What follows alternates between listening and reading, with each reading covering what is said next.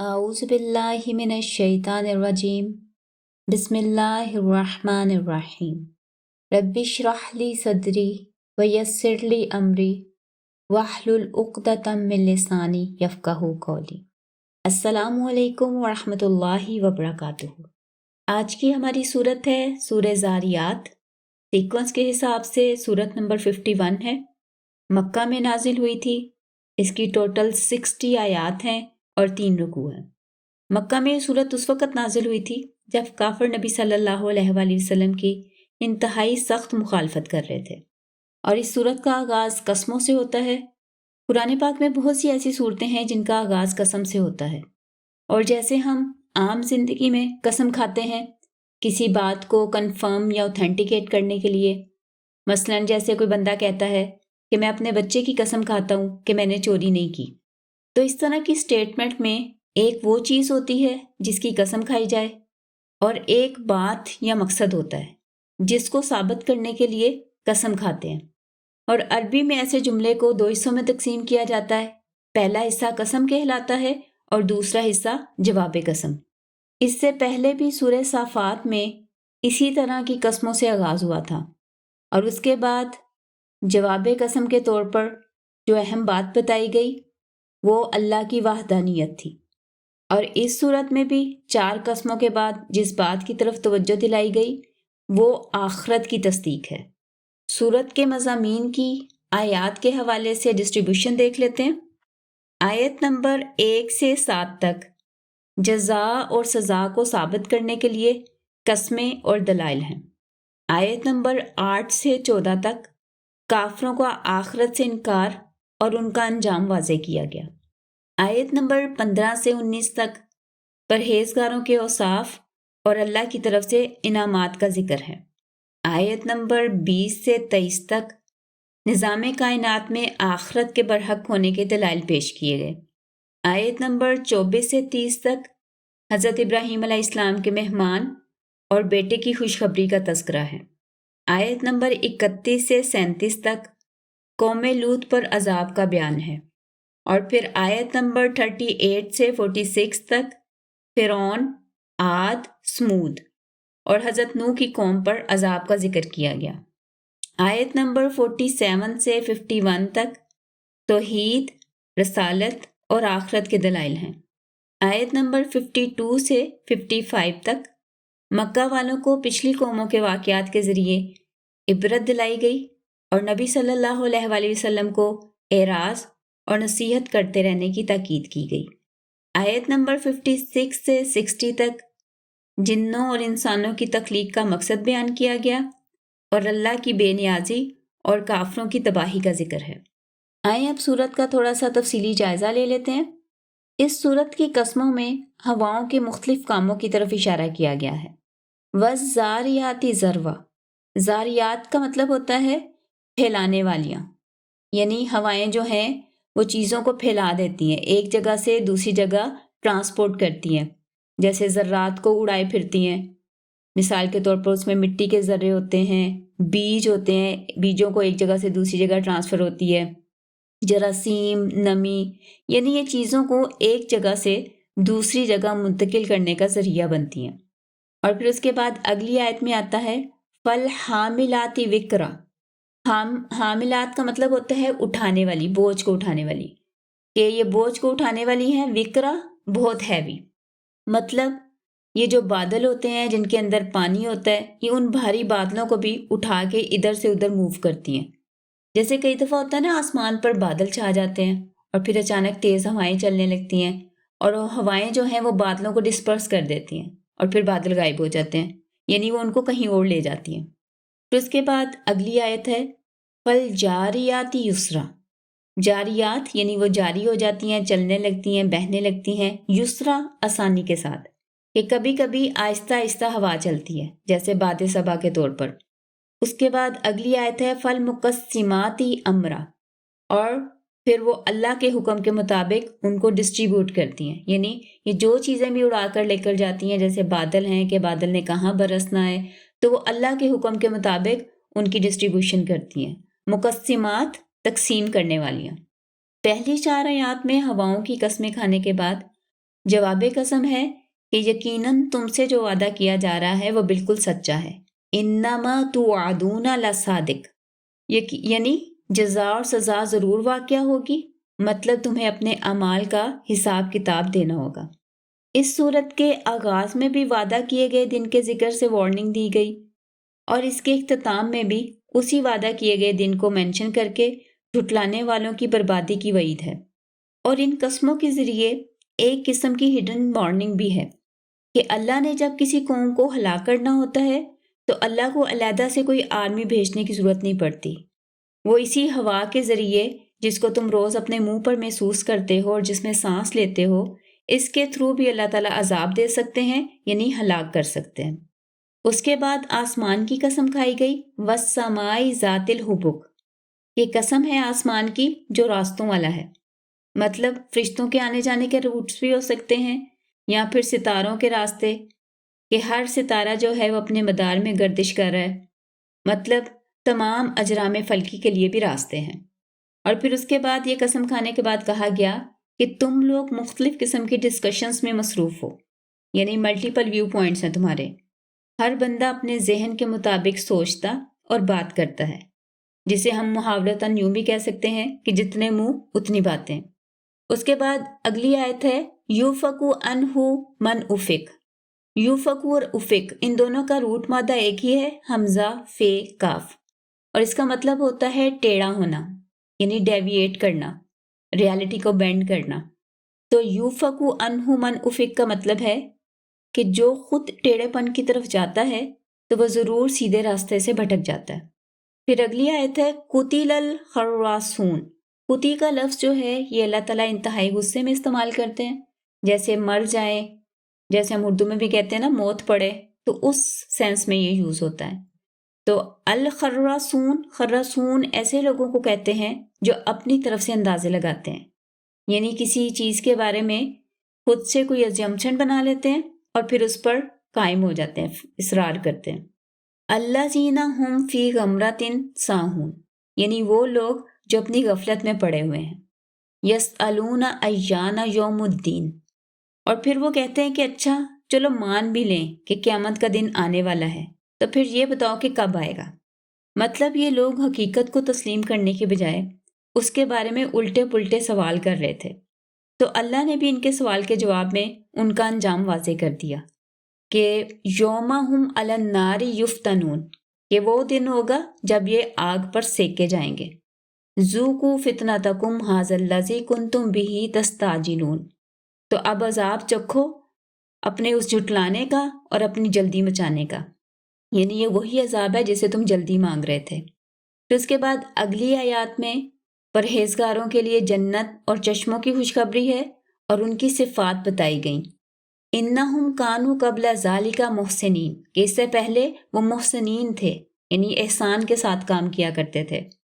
کانوا قلیلا من اللیل ما یہجعون، اور وہ رات میں بہت کم سویا کرتے تھے اور سحری کے وقت اللہ تعالیٰ سے استغفار کیا کرتے تھے، اور ان کے مالوں میں مانگنے والوں کا حق بھی تھا اور محروم لوگوں کا حق بھی تھا۔ یعنی جیسے کچھ لوگ ہوتے ہیں نا، وہ اپنا سوال کر دیتے ہیں، چیز مانگ لیتے ہیں، لیکن کچھ لوگ جو ہیں وہ شائع رہتے ہیں، مطلب وہ اپنی عزت و نفس کے بیس پر کسی سے کچھ مانگتے نہیں ہیں۔ تو یہ جو اللہ کے نیک لوگ ہوتے ہیں، یہ ایسے لوگوں کو بھی پہچان کر ان کی بھی مدد کرتے ہیں، جیسے وائٹ کالر لوگ ہوتے ہیں، ان کا ہیلپ کرنا، ان کے لیے کوئی نہ کوئی چیز، کوئی گفٹ دے دینا۔ تو یہاں پہ 4 صفات بتائی گئیں پرہیزگاروں کی: محسنین، جو راتوں کو بہت کم سوتے ہیں، اور نمبر 3 سحری کے وقت استغفار کرتے ہیں، نمبر 4 ان کے مالوں میں دوسرے لوگوں کا حق ہوتا ہے، حصہ ہوتا ہے۔ پھر اگلی آیت میں وَفِي الْأَرْضِ آیَاتٌ لِلْمُوقِنِينَ، اگلی آیت میں بتایا گیا کہ جو ایمان لانے والے یا یقین کرنے والے لوگ ہیں ان کے لیے زمین میں بہت سی نشانیاں ہیں۔ وَفِي أَنفُسِكُمْ، اور تمہارے اپنے اندر بھی ہیں، افلا تبصرون، تو کیا تم دیکھتے نہیں، یعنی کیا تم غور نہیں کرتے۔ مطلب یہاں پہ یہ کہا جا رہا ہے کہ اگر تم اپنے اندر یعنی تنہائی میں بیٹھ کر خود سے بھی بات کر کے دیکھ لو تو تمہارے اندر کی روح اللہ کی وحدانیت کی گواہی دے گی۔ اس کے بعد آسمان کی دوبارہ بات کی گئی، وَفِي السَّمَاءِ رِزْقُكُمْ وَمَا تُوعَدُونَ، کہ آسمان میں تمہارا رزق ہے اور جس کا تم سے وعدہ کیا جاتا ہے. وعدہ کیا جاتا ہے یعنی عذاب بھی آسمان سے ہی نازل ہوتا ہے، اور تمہارا رزق یعنی نعمتیں جیسے پانی ہے، اولاد، علم، برکت، یہ سارا کچھ بھی آسمان سے ہی نازل ہوتا ہے. اچھا، یہاں پہ ایک بڑی انٹرسٹنگ بات ہے کہ پہلے زمین کی بات کی گئی، پھر ہمارے اپنے اندر کی روح کی طرف اشارہ کیا گیا، اور پھر آسمان کی. کیونکہ ہماری روح زمین اور آسمان کے درمیان رہتی ہے، مطلب آسمان سے آتی ہے ہماری روح، پھر واپس آسمان میں چلی جاتی ہے، ہماری موت کے وقت بھی، اور بلکہ روزانہ رات کو جب ہم سوتے ہیں اس وقت بھی. پھر اگلی آیت میں آسمانوں اور زمین کے رب کی قسم کھا کر ساری حقیقتوں کی تصدیق کی گئی جن کا اوپر ذکر کیا گیا. الفاظ آتے ہیں اِنَّهُ لَحَقٌّ مِثْلَ مَا أَنَّكُمْ تَنطِقُونَ، کہ یہ سارا کچھ اسی طرح فیکٹ ہے جیسے کہ تمہارا بولنا یا بات کرنا ایک فیکٹ ہے، کہ جیسے تم لوگ آج باتیں کر رہے ہو اور یہ ایک حقیقت ہے، تو اسی طرح یہ جو کچھ اللہ تعالیٰ کی طرف سے نازل ہو رہا ہے یہ بھی ایک حقیقت اور فیکٹ ہے. یعنی قیامت آئے گی اور زمین و آسمان کے حوالے سے جو باتیں بتائی گئیں وہ سب کچھ. تنطقون کا یہاں پہ جو لفظ آیا نا، یہ انسانوں کی جو بات کرنے کا کہہ لیں کہ عمل ہے اس کے لیے استعمال ہوتا ہے، انسانوں یا کسی بھی مخلوق کا. لیکن یہاں پہ خاص طور پر انسانوں کی کمیونیکیشن پاور کی طرف جو ہے وہ اشارہ کیا گیا کہ انسانوں کی یہ کوالٹی باقی تمام مخلوقات کے مقابلے میں بہت ہائی لیول کی ہے.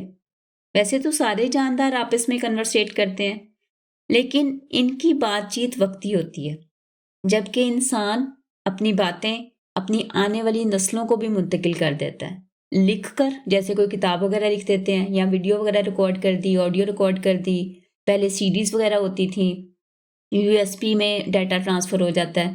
تو اس طرح انسان جو ہے وہ اپنی آنے والی نسلوں کو ٹرانسفر کر دیتا ہے اپنا نالج. مثلاً آج سے کتنے 100 سال پہلے اگر کسی بندے نے کوئی کتاب لکھی، کوئی تحریر، کوئی ریسرچ، اس کے ریزلٹ لکھ دیے جس سے اگلی نسل نے فائدہ اٹھایا اور پھر آگے مزید ایڈوانسمنٹ کی طرف گئے. اسی طرح تفسیر کی بہت سی کتابیں ہیں جن سے آج کے علماء اپنی تحقیق کی ابتدا کرتے ہیں اور مزید آگے بڑھتے ہیں. اور پھر یہ جتنی بھی سائنس نے ترقی کی ہے وہ بھی اسی بیس پر ہوئی ہے. ادروائز جانور اور پرندے صدیوں سے ایک ہی سٹائل پر اپنی زندگی گزار رہے ہیں، یعنی ویسے ہی گھونسلے بناتے ہیں، ویسے ہی ان کے سارا کچھ ہوتا ہے.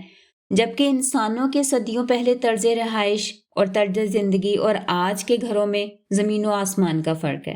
اور اس کی وجہ یہی ہے کہ انسان جو ہے وہ آگے ایڈوانسمنٹ کی طرف جاتا ہے، پچھلی نسلوں سے جو پرابلمس یا جو چیزیں ہوتی ہیں ان کو فیس کر کے ان سے نیکسٹ سٹیپ پر یہ جاتا ہے، اور یہ کمیونیکیشن کے تھرو ہوتا ہے. اس صورت میں بار بار آسمانوں اور زمین کا تذکرہ کیا گیا ہے. اس کے بعد حضرت ابراہیم علیہ السلام کی مثال پیش کی گئی کہ کیا آپ تک ابراہیم کے باعزت مہمانوں کی خبر آئی ہے جب وہ ان کے پاس آئے اور انہوں نے سلام کہا؟ تو جواباً ابراہیم علیہ السلام نے بھی سلام کیا، لیکن ساتھ ہی بولے آپ لوگ اجنبی لگتے ہیں، میں نے پہچانا نہیں، کیونکہ پہلے کبھی انہیں دیکھا نہیں تھا. اس کے باوجود فوراً ان کی مہمان نوازی کے لیے بھنا ہوا بچڑا لے آئے. یعنی یہ نہیں سوچا کہ میں تو ان کو جانتا ہی نہیں، میں ان کی کیوں مہمان نوازی کروں. فوراً ان کے لیے بیسٹ کھانا جو تھا گھر میں اویلیبل وہ لے کر آئے، اور کھانا میز پر سرو کرنے کے بعد خود انہیں آگے بڑھا کر پیش کرتے ہیں. جیسے ہمارے گھروں میں بھی ہوتا ہے نا کہ جب گیسٹ آتے ہیں تو ہم بھی عزت افزائی کے لیے ڈش اٹھا کر مہمان کی طرف بڑھاتے ہیں تاکہ وہ آسانی سے اپنی پلیٹ میں لے لیں. لیکن ابراہیم علیہ السلام نے دیکھا کہ کھانا پیش کرنے کے باوجود وہ لوگ کھا نہیں رہے، تو دل میں تھوڑا سا خطرہ محسوس کیا کہ کہیں یہ لوگ کسی برے ارادے سے تو نہیں آئے، ہیں بھی اجنبی. کیونکہ اس زمانے میں جب کوئی ڈاکو، لٹیرے یا قاتل وغیرہ کسی گھر جاتے تھے تو وہ اس گھر کا کھانا نہیں کھایا کرتے تھے. تو حضرت ابراہیم نے دل میں خوف محسوس کیا جس کے اثرات ان کے چہرے پر بھی آ گئے ہوں گے. تو فرشتوں نے کہا، فوراً تسلی دی کہ آپ ڈرے نہیں، ہم کسی بری نیت سے نہیں آئے، ہم تو آپ کو ایک علم والے بیٹے کی خوشخبری دینے آئے ہیں.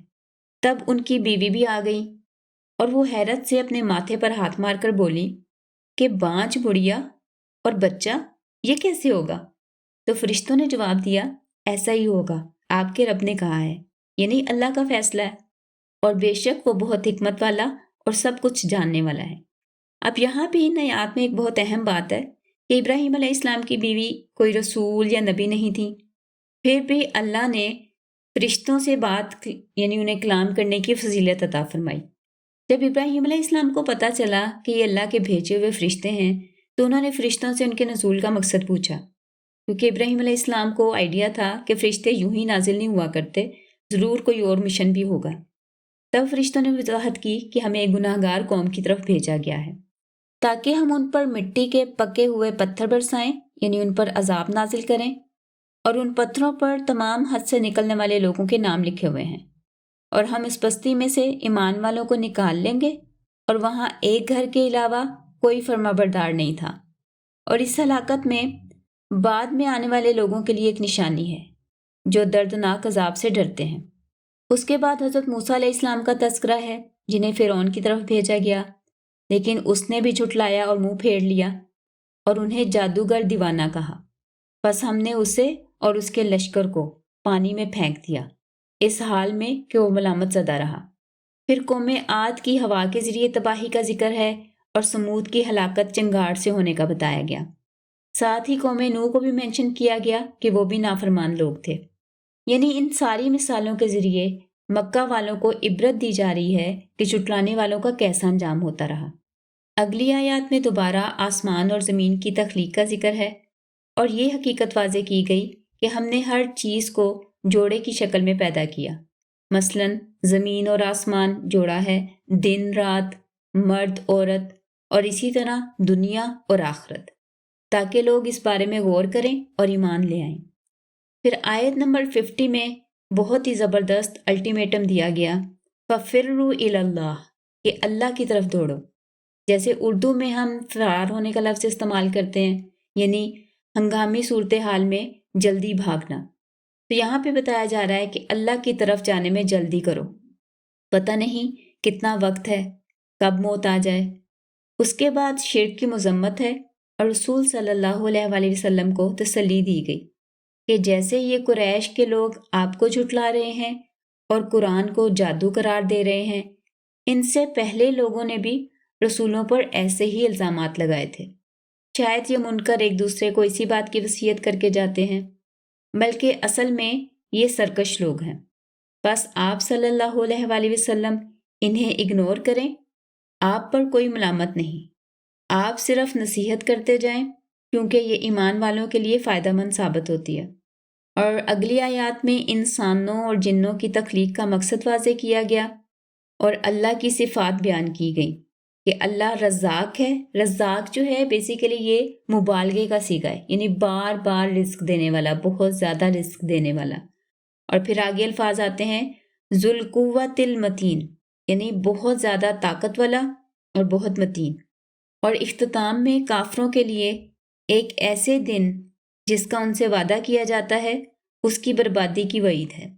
اس صورت میں جو احکام آئے ہیں ان کا آیت نمبر آپ سے شیئر کر لیتی ہوں۔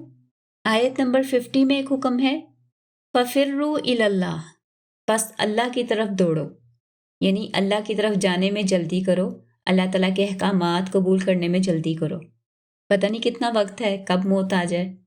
پھر اس کے بعد آیت نمبر 51 میں ایک حکم ہے وَلَا تَجْعَلُوا مَعَ اللَّهِ إِلَٰهًا آخر، اور اللہ کے ساتھ کسی اور معبود کو شامل نہ کرو، یعنی شرک نہ کرو۔ اس کے بعد آیت نمبر 55 میں ایک حکم ہے وَذَكِّرْ، اور نصیحت کرتے جائیں، یعنی ایک دوسرے کو ہمیں نصیحت کرنی چاہیے، ایک دوسرے کو سمجھانا چاہیے، اللہ تعالیٰ ہم سب کو سیدھے راستے پر رکھے۔ تو یہ تھا ہمارا سورہ ذاریات کا خلاصہ اور اس کے حوالے سے کچھ اہم آیات۔ اس کے ساتھ ہی آج کا لیسن فنش کرتے ہیں۔ سبحانک اللہم و بحمدک، نشہد ان لا الہ الا انت ونستغفرک ونتوب الیک۔